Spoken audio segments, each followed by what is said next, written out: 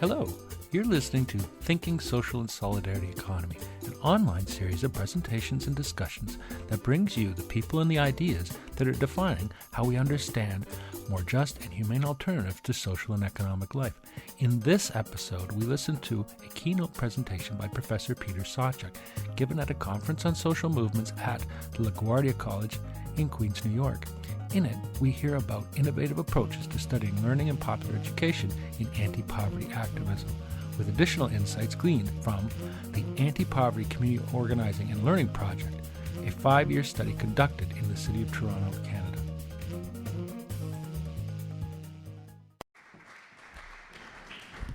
Thank you, Mark. Good morning, everybody. It's a great pleasure to introduce our guest, Peter Sawchuk, who's an associate professor at the Ontario Institute for Studies in Education, University of Toronto. He has worked in the field of education at the secondary, continuing education, labor education, and university levels for over 17 years. He has held posts at the University of Calgary and at the Graduate Department of Psychology at the City University of New York. He specializes in cultural historical activity theory, Marxist sociology, and the interrelations between education and economy. Dr. Sawchuk has published many books, including Adult Learning and Technology in Working Class Life by Cambridge University Press, and Critical Perspectives on Activity Theory, Explorations Across Education, Work, and Everyday Life, co-edited with Newton Duarte and Mohammed El-Hamoumi, also by Cambridge University Press. His recent publications include The Future of Lifelong Learning and Work, Critical Perspectives, co-edited with Mircea Dani and D. Livingstone, and Challenging Transitions in Learning and Work, co-edited with A. Taylor, and Emergence, Expansion, Translation, New Approaches to Educational Research, published in 2011 with T. Fenwick and R. Edwards. So please welcome Dr. Peter Sawchuk.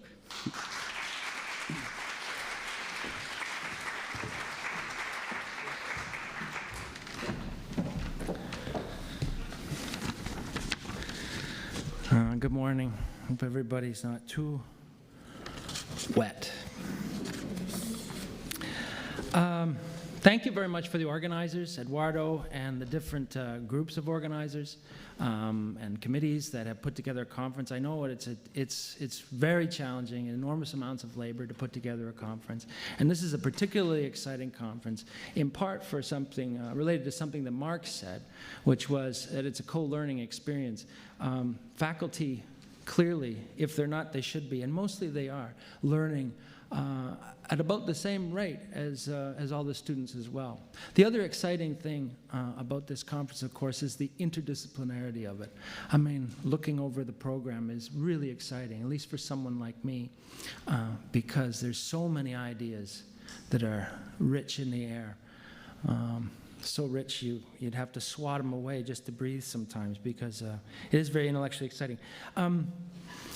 The title of the talk is Challenges and the Potential of Social Movement Research, and I gave it a subtitle, How Do We Make Social Movement Research That Matters More?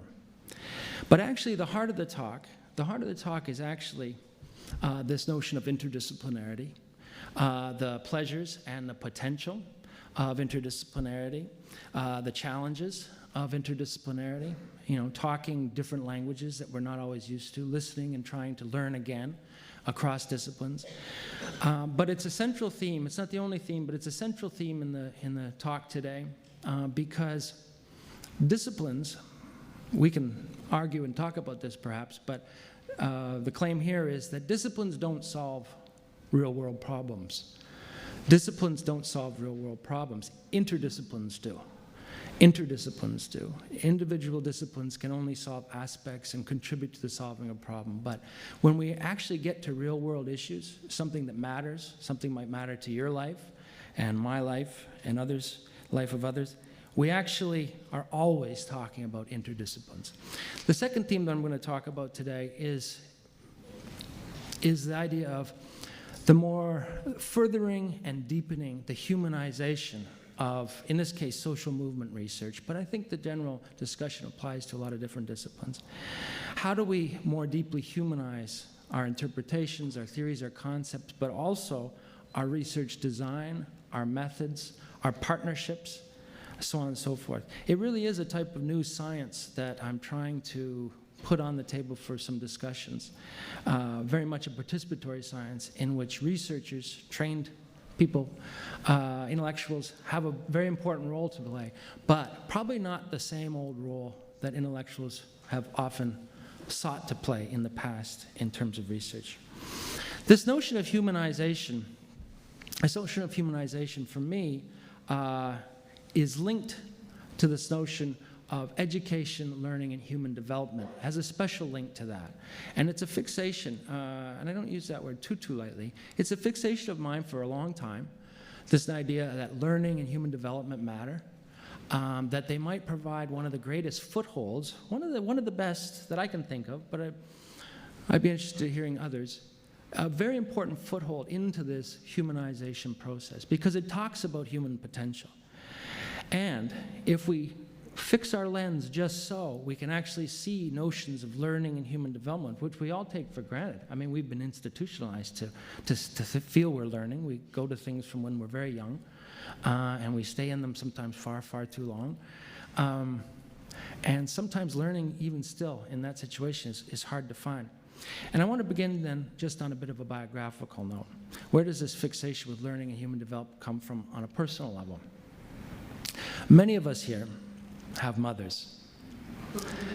And the fact is that my mother was very concerned that her two boys went to a university. And so learning, education was this kind of vague theme that haunted my life in terms going into adulthood.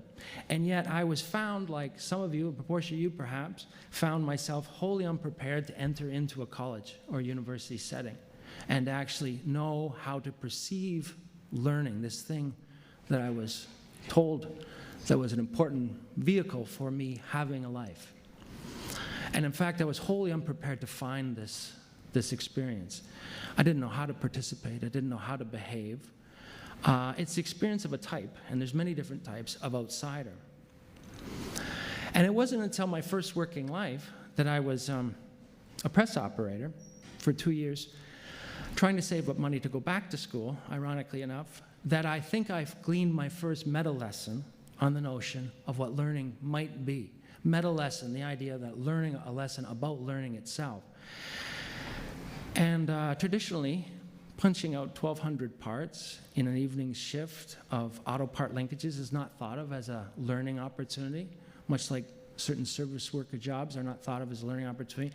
But it was a learning opportunity because it had this magical, for me anyways, this infusion of so many things at once in that space. Cooperation and conflicts, something akin to blood feuds sometimes on the factory floor, intense friendships. In fact, history, biography, economy, politics, culture were all in those moments of learning, even though on the surface they appeared as nothing but boredom in some cases. But breakdowns open up. Breakdowns in the workplace open up these opportunities. And for me, they open up opportunities to think about learning anew as a much more expansive concept, as something that had the possibility to speak to a full humanized experience of possibilities, especially in terms of overcoming notions of individual experience and collective experience. Okay, that's a long lead up to my first slide. So just let me say that these are some of the themes that we'll be talking about. And I'm not sure which button that will make. Oops. So just an overview of talk. I'm going to have 4 sections. Some will be shorter than others. I'm going to talk about why social movements matter. I don't think it's too hard to discern, but I'm going to talk about it anyways. I'm going to profile the field of social movement studies. Is anybody here familiar with the field of something called social movement studies or theory? Yeah. Even vaguely so. Okay, well that's helpful because it will be a little bit of a scattergun approach. It's a very quick overview. Depending on your turn of mind, you'll either be delighted or very frustrated with how brief it is. 3, I'll talk about a proposal for humanization of social movement research, and it relates to these themes that I started with. And 4, an attempt to humanize social movement research with a little bit of an introduction to a project that I'm involved with called the Anti-Poverty Community Organizing and Learning Project in the city of Toronto, Canada. And actually tomorrow in the morning session, you'll hear more specifics and more insights from researchers on that who are presenting, and they'll further the discussion. Okay. Why do social movements matter? The general answer, of course, and I won't dwell on it too much, is the idea that social movements are increasingly thought of as a legitimate form of participation in political life. And throughout, I'll say, the modern period, they've served as a major drivetrain for social change. Now, just to ground this, because to stick with the theme of humanization, I think it's actually quite important to see images. I think art has actually an important part to play in this type of discussion of a deep humanizing form of science. And I picked these images for several reasons. One, because they're American images. You can see an American landmark in the I guess the left-hand side image. And it involves images that do connect also with why and the fact that we're in this room together right now. How is that so? Are there any historians in the room? Any historians? Okay, great. And the bonus marchers and the bonus march campaign? Has anybody ever heard of this? I didn't hear about this until a couple years ago, and I happened to pick up some history books and read them and found them fascinating. And in the interwar period, these are images of the bonus marcher campaign. And in the interwar period, that is between World War I and World War II, so we're going back a long ways here. In fact, returning servicemen rallied and campaigned for benefits for these servicemen. And in the early 1930s, it reached a peak. They made their way on a very strong campaign to Washington. And they were brutally repressed. There were deaths, so on and so forth. And I mention that because only just over 10 years later, in America, there was, of course, another war, and Allied forces won. And in fact, in 1944, there was introduction of something called the GI Bill. That might ring a bell to some people. The GI Bill has recently in history, historians have talked about the GI Bill as one of the most powerful pieces of legislation in American history in some ways. Definitely one of the most powerful pieces of legislation in American history to do with the opening of the gates of universities and colleges to outsiders, to working class people, to find a place in the academy. And it was with the memory of the tragedies and the contestation and the conflict of the bonus marchers that the GI Bill was formulated and passed so quickly. And that crack in the gates of the academy allowed working class, mostly men, to come into a space of higher learning for the first time and set the tone for new conversations, new experiences, new programs, and eventually we could say they formed the basis of a professor group in later generations. So one of the reasons we're here today is the fact that a social movement campaign had a major role to play over time. In fact, just for what it's worth, the social movements over time form something of a river with many tributaries and many offshoots. And they are, to mix metaphors, a drivetrain for social change. And in fact, social movements learn from each other, develop from each other, and set the stage for the successes of each other. And these are just some examples of how there's internecine, very much involved interrelations between social movements over time. These are just some standard social movement phenomena, social movements of a type. And over time, they have produced the capacity for social change, building on each other, contradicting each other, battling with each other in certain ways over the currents of time, but producing one of the only avenues for subordinate groups to have a serious say, the possibility of a serious say in political life. It raises the question of how current, the situation currently, both globally and also right here in New York, as many of you, I understand, know about intimately, what role that social movement participation will bring about in terms of social changes. Arab Spring, the fantastic work that's going on also in Canada and Quebec right now, the student strikes in Canada and Quebec, raise very important questions about the possibilities of social change and the form that it'll take. So the argument here is that social movements matter, that they are an important form of political participation. Some have gone so far as to say that what we're looking at is a new legitimization, possibly, of a form of political participation. And I don't want to read this whole quote, and I probably put too much on there, but here's a bunch of sociologists / political sociologists talking about predictions for the emergence of legitimacy for participation in social movements as a secure form of political participation. And if you think that sounds odd, remember that at the turn of the century, it sounded odd to a lot of people, including many women, that they should have the right to vote. It might be the case that decades from now, or maybe even shorter, that participation in social movements in direct democracy might be a form of participation that is seen in the way it's seen today, that we have universal suffrage, is seen as a possibility and a real possibility, an important possibility for participation in life. These authors, Rook to Neidhart, end their elaborate quote, with the notion that it's appropriate to speak of a movement society. So social movements matter, and they're a worthy topic of many, many disciplines. And in fact, it is a topic area that we can participate as activists, we can participate as supporters, and as researchers. So I want to move to a profile of social movement studies. Now, as I said, this will either annoy you or delight you in its brevity. And what I want to do is begin to just suggest the case, because we can't really do it in the time we have. And I do want to leave some time to talk and get some feedback about some things. We don't really have the time to cover the field wholly, but I'll give you some snapshots of it.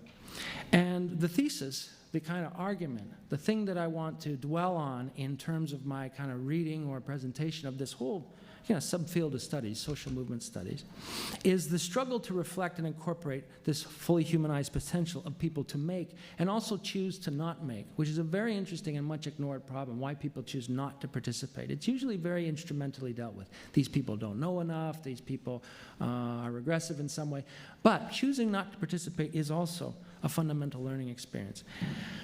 But at the heart of this question, I would say, is a very mundane notion, because we're human beings who do this, but in terms of academic research, in terms of theory, there's a radical, mundanely radical notion that in the mix that we're talking about, in the things we're analyzing, we're actually talking about thinking, feeling, learning, knowing, and acting people. Now, hold that thought in your mind, because it's amazing when you begin to read research of all sorts of in all sorts of fields, social sciences, the human sciences, and you find the absence of this or that dimension of the fullness of our humanity. The choice-making, the feelings, the desires, as well as the action and the possibilities for transformation. So this is the thesis that I would suggest we use to think about the openings and the need to interrogate social movement research. So, what is the field of social movement studies, and what does it have to say? It can be summarized very simply by a diagram. And this diagram is transparent. No. In fact, this taken from Pam Oliver, attempt to show in this paper that she wrote that there are many interconnections between different topic areas in social movement studies. I particularly like the boxes that have arrows, and every one of them has it that just go right back to the box. I think that's analytically very elegant. But in any case, And what her purpose here is actually to say there are a lot of interconnections between different topics. It doesn't really tell us too much. But actually, that diagram was formed out of these smaller diagrams in which there's different subgroups in social movement studies that talk about things like political opportunity up there in your top left-hand corner. The idea that how the relationships of repression, protest, institutional politics work together. And there's a lot of research on this. So she only focused on things that produced a lot of research. Research that didn't, I'm going to argue, go far enough in terms of this question of a more deep and rich humanization of analysis. There's this field of study in your top right, yes, resource mobilization, which looks a little bit at how organizations, that the urge to fight for justice, the urge to right a wrong, the identification of a wrong was not enough. The resource mobilization area, maybe new terms to you, but they tried to do something quite recognizable, I think you'll agree, which is say that, well, resources matter too. How do we form organizations? How do we actually fund campaigns? How do we get the skills and knowledge and technology, in some cases, necessary to carry out campaigns? Resources matter too. And in its age and in its day of emergence, this area also said some important things about social movement studies. This notion of frame theory, which talks very much about meaning and sense-making, and the way that different issues are framed differently by different political groups. I have an example. I'm not sure we're going to get to it, but I have an example, a good example from New York City around the Worker Experience Program and Workfare. Very good research on that. And others. Anyways, there are subfields, is my suggestion about a takeaway point for this. And in fact, there's a great deal of different disciplines that are involved in the field of social movement studies. I think this might have to be the last slide on this, because this is just an overview. And this is a problematic slide in some ways. But it attempts to historicize the emergence of different types of thinkings and type of problems that are identified by social movement theory. And obviously this isn't a proper lecture on social movement theory to introduce it. But I want to take away 2 or 3 things from a diagram like this. First of all, that through the second half of the 20th century into today, what we see is a basic pattern of growing pluralization of approaches. So that would be lesson 1, that there's many different approaches that people, especially in the last decade and a half, are trying to find ways to synthesize. They're trying to work across different approaches and bring them together, a little bit like that crazy diagram that I took from Pam Oliver 2 slides ago. The second thing that I think we can take from that, with just a couple footnotes, is the idea that each one of these colored lines has a disciplinary home. Sometimes 1 or 2 disciplinary homes, in the sense that, for instance, resource mobilization theory, well, mass psychology and political philosophy, and the lowermost portion of the figure have their disciplinary home in psychology, types of psychology and philosophy. Resource mobilization has its disciplinary home in areas of organizational studies, in areas of economic sociology, and in fact, to some degree, borrows from business studies, actually. Political process theory, I'm just working my way up the list, has a disciplinary home in political science and to some degree history. New social movement theory is something that's a little more akin to what we might call today, or what is called today, postmodern thinking, post-structuralist thinking, taking questions of identity quite seriously. Political and social psychology is self-explanatory. Frame theory, I started to talk about before, mobilizes, has a disciplinary home in discourse analysis. Different types of discourse analysis, how we understand language, and the claims people make, and the way they take one issue and 2 groups can frame an issue in fundamentally different ways. And finally, social network theory, which just looks at the connections between people, and they make a strong case, out of the field of sociology mostly, that the interrelations with people are really the heart and soul, the bones and muscles of social movement phenomenon. And finally, this little thing, which is more of a postulate than it is an actual field of study, but increasingly people are paying attention to knowledge production, knowledge generation, learning, and human development in social movement studies.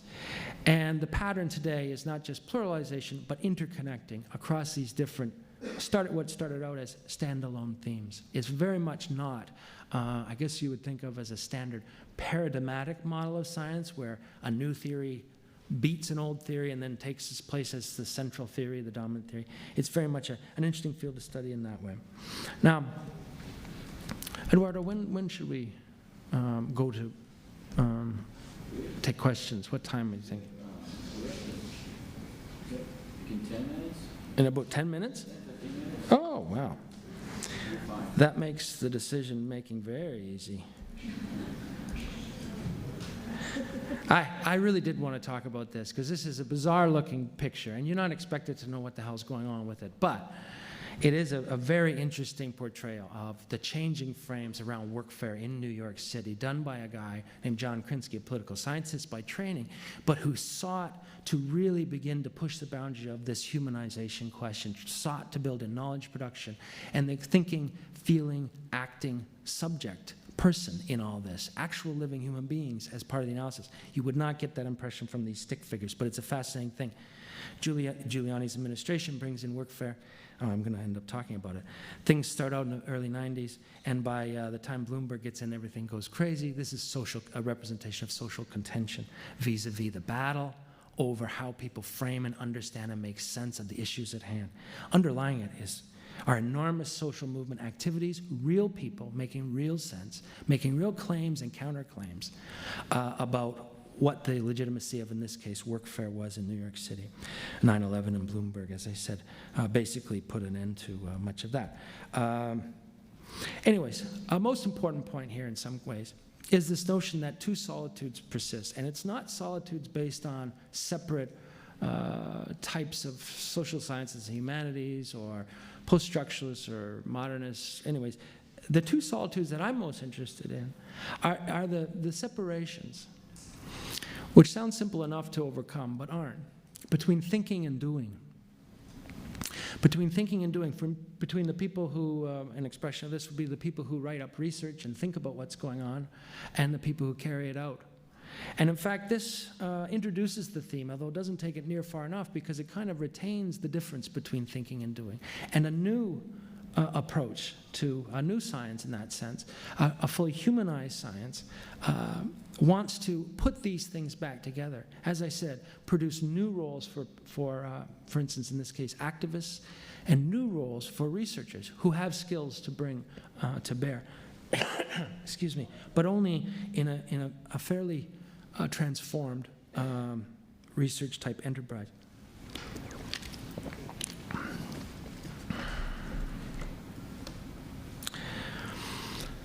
Just to conclude with the last sentence there in the quote above, quote before you, activists and organizers would benefit from studies that provide clues to how to accomplish alignment, how to tap into such social networks, how to identify such opportunities. These are references to some of those different streams in social movement research. So, the heart of the talk. All this is a lead up in some ways to the heart of the talk in the last 7 or 8 minutes. And the idea is this proposal, but I've talked about it a bit already, this proposal for the further humanization of social movement studies. And the challenges are many. The challenges, as I've already spoke to, is the idea of overcoming disciplinary divisions. These are institutional divisions. This is how we get things like degrees. This is how people are employed. This is how people are employed in the college. This is how people get jobs later, recognizable disciplinary things. So they're not so easily wiped off the plate. But I would argue, and we'll have to talk about it a bit later, for the full humanization of the type of research that I think can truly excite researchers as much as excite activists and participants, staying with the theme of social movement research, overcomes this in, I think, a serious way. Other binaries, other separations that need to be brought into relationship with each other as mutually interactive, mutually sustaining, and in some cases mutually undermining, thinking and doing, challenging that binary, the binaries between individual, the social, and the collective. These are all just ideas for discussion. Perhaps one of the most important ones, ideally suited to the topic of social movement studies, though, is this notion of adaptation and transformation. The type of learning that I was so bewildered about when I entered a university setting that I tried to describe right at the outset. The type of learning I did there that was so confusing that I couldn't participate in was a certain type of conception of learning. It was a conception of learning that didn't quite fit my, I'll say, humanity, my humanness, my humanity. And it was a type of learning that was fixated on adaptation, or you could say it in a different field, you could call it socialization. But in fact, learning of transformation, and that was the kernel that I discovered in my later work life. It's the learning that includes transformation, the little transformations we make in our minds and ourselves, and the transformations that build up, and especially when we work in collectivities, can create social change around us. These are also part of an expansive approach to learning, and that is a binary, a challenge that is also particularly important to challenge and overcome.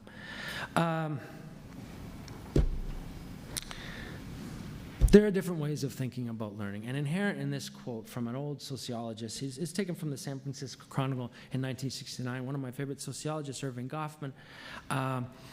It's in his book, and it talks about a newspaper article, and about different visions of learning, and about this division at the outset, about the division between learning and doing, thinking and doing, learning and action, and of course adaptation versus transformation. And in a few short words, the Chief Deputy Attorney General, Charles O'Brien, actually lays out the two dynamics quite well.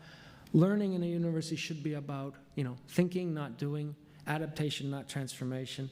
And if it's something else, then we might be talking about something that matters more. So it lays out and introduces the theme quite well.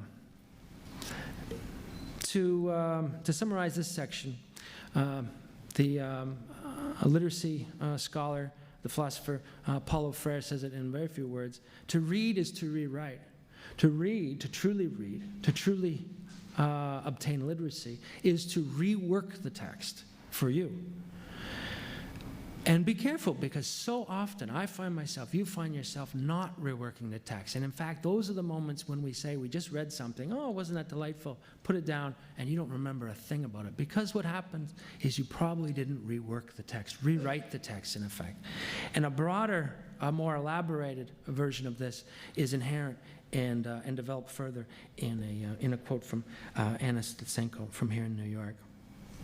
The development and learning, the type of expansive development and learning that I'm talking about here, and that I think we could talk about in terms of this notion of humanization of research, are not seen as products of solitary, self-contained individuals endowed with internal machineries of cognitive skills that only await the right conditions to unfold. Instead, they are seen as existing in the flux of individuals relating to their world. That's a charged comment. There's a lot going on in that comment. Driven by relational processes and their unfolding logic, and therefore are not being constrained by the rigidity imposed by pre-programmed scripts or rules. This is a pedagogy, if you will, of human freedom. And that's the kind of pedagogy that when we get wisps of it in really good classes, in colleges and universities, in really good experiences in our daily life, that's the type of learning that we're talking about, a truly expansive one. It gets away from disciplinary boundaries completely, and it goes and it attacks some of these other issues. There's some other things that we could look at there, but I want to end with just a few words to introduce, as I said, this attempt, uneven and, believe me, imperfect attempt to put some of these principles that I'm speaking of into action. And it comes out of a study called, as I said right from the get-go, the Anti-Poverty Community Organizing and Learning Project, or APCOL. APCOL. There's a website that you can see down below, and these are just the basics of it. It was, amazingly enough, it was a project that was funded through a government program in Canada to give us about $1 million to fund activist learning and support of campaigns around anti-poverty. And I don't know, I'm going to have to go look back at the original proposal, because how you get a proposal like that through, I'm not sure, but it worked, and maybe people were asleep at the switch, but we have the money and we're doing it, and we're getting some very interesting results. I'm not going to go through them all right now. There are some examples. These are our activities around the city of Toronto. I won't spend too much time with that. Toronto actually is made up, has produced what's called priority neighborhood system in Canada, it's called this, in which the most impoverished neighborhoods in Toronto are identified and receive extra funding, and in fact, some extra support. And all those little pinpoints on the map of the Toronto area are where our activities are located, research activities of interviewing, action research, so on and so forth, surveying, and around that. So I'm going to skip this. There's many different disciplines involved in our research network on this thing, scholars from all sorts of different areas, including fine arts. I'll skip this all together. The notion of moving beyond just humanizing theory, humanizing the work of intellectual interpretation, is a critical one. To really overcome and to humanize the research process, we have to move beyond just taking seriously as researchers the idea that there are real human beings doing things and reflect that better in the research. We actually have to bring this question, which is intensively intellectual and can produce intensively rich and robust research. We have to bring that into the level of research design and methods and activities too. And this, again, is an example of trying to collapse the differences between thinking and doing, theory and practice. So we're trying to bring these principles and ideas into the practice. What is usually says, oh, well, it's just methodology, it's just what we do, our practices, so on and so forth. So we take seriously the idea of learning and action, and we apply it to participatory action research, some of you might have heard of, and our key practices, though, with activists, with organizers, with community groups, are in the area of popular education, insurgent art, and attention to learning in everyday life as a way of bringing those principles down to the ground and to make sure as much as possible our research is actually directed towards supporting that. Why insurgent art, you might ask? Insurgent art is a type of research output. You know, you can write articles and you can write journals and you can write books, and we have to do that for a funder. But the type of product that actually supports, shapes, and mediates action on the ground are the possibility for intensely robust intellectual statements and full humanized statements that are inherent in truly insurgent art. So street theater, so spoken word art, visual art, as so on and so forth, video, diary, online work, is central to this. And that's not the standard type of output that research grants are asked to do or judged on. The activities that we do are a hodgepodge. They open up, they close down. We have a design, but we actually use the design as just a jumping off point. There's lots of different things going on. But even these activities don't capture the actual humanity of the things going on. In fact, neither do the pictures associated with the activities from our project. But at least they get us a step closer because you actually see the faces. We can actually begin to get our fingers into and imagine what the dynamics and the real transformations, small and sometimes large, that are going on in this research process. And we see whether it's group interviewing, peer interviewing, campaigning, door-to-door, doing actually survey research. And if you ever have used survey research as an organizing tool, you know how effective that can be. It's challenging, but helpful. Focusing on things on the ground like community gardening, like good jobs, traditional good jobs campaigns, good green jobs campaigns, community mapping, so on and so on and so on. In fact, we're building capacity, and I'm saying that's not, and my argument here just to conclude is that this is not just about researchers over on one side and doing over on the other, or practitioners. This is about trying to find those wisps of true breakthrough intellectual experiences. You might remember that someone famous once said the point of philosophy is not to interpret the world, but to change it. And good science, a new science that opens up new opportunities for a depth of analysis and understanding lies in problematizing these types of things. These are some of the challenges and potentials. But I think I'll just conclude with that, and we can maybe hear from other people. Thank you very much for your time.